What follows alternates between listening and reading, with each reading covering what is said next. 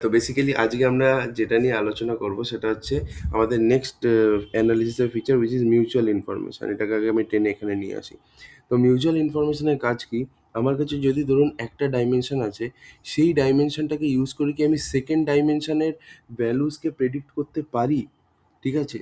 সেইটা বেসিক্যালি দেখায় যে মানে prediction is possible or not. ধরুন আমার কাছে একটা ডাইমেনশন আছে, আমি এই ডাইমেনশনটা ইউজ করে সেকেন্ড ডাইমেনশনের যদি ভ্যালু প্রেডিক্ট করতে পারি, তাহলে বুঝবো যে মিউচুয়াল ইনফরমেশনটা অনেক স্ট্রং।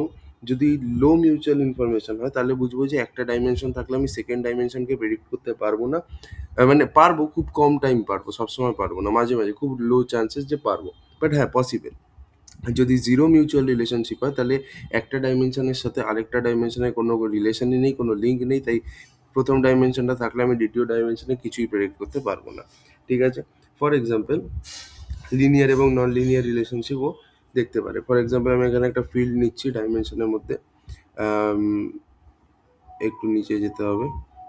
ফর এক্সাম্পল এই রিজিয়নটা নিলাম, আর এইখানে আমি অ্যাভারেজ প্রাইস আমি নিচ্ছি। ঠিক আছে? তো দেখুন এখানে রিজিয়ন অ্যান্ড অ্যাভারেজ প্রাইসের ভ্যালু হচ্ছে 62.29%, ঠিক 29%।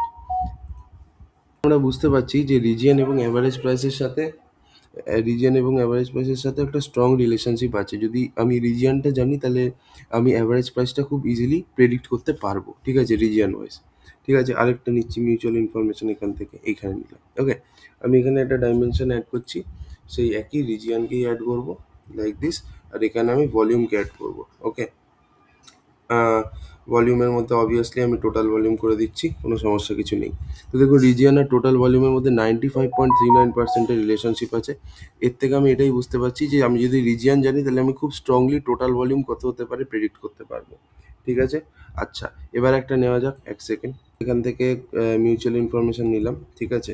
নেওয়ার পরে এবার আমি ধরুন এখানে অ্যাড ডাইমেনশন করলাম। ফর এক্সাম্পল এখানে আমি কোনটায় করব, ইয়ার করলাম। ইয়ারের সাথে আমি ধরুন সিটির করলাম। তো দেখুন আনএবল টু জেনারেট অ্যানালিসিস। ঠিক আছে?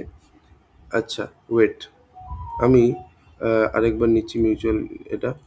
হুম, তো আমি এটা কাজ করছি যে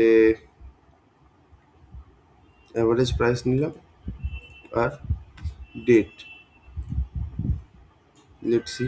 দেখুন এখানে অনেকটা উইক রিলেশনশিপ আছে, মানে আমি ডেটের থেকে হয়তো অ্যাভারেজ প্রাইস মাঝে মাঝে প্রেডিক্ট করতে পারি, বাট অল দ্য টাইম, বা অ্যাভারেজ প্রাইসের থেকে আমি হয়তো ডেট মাঝে মাঝে প্রেডিক্ট করতে পারি, বাট অল দ্য টাইম আমার প্রেডিকশন কারেক্ট হবে কিনা কোনো গ্যারেন্টি নেই। Most of the time correct হবে না, বিকজ 47.18% যদি প্রেডিকশনের চান্স থাকে, তার মানে বাকি কত আছে, 53 পয়েন্ট ওইদিকে 82%।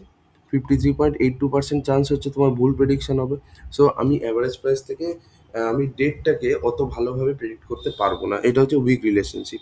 সিমিলারলি আমি আরেকটা টানছি এখান থেকে মিউচুয়াল, এখান থেকে ফর এক্সাম্পল অ্যাড ডাইমেনশন করছি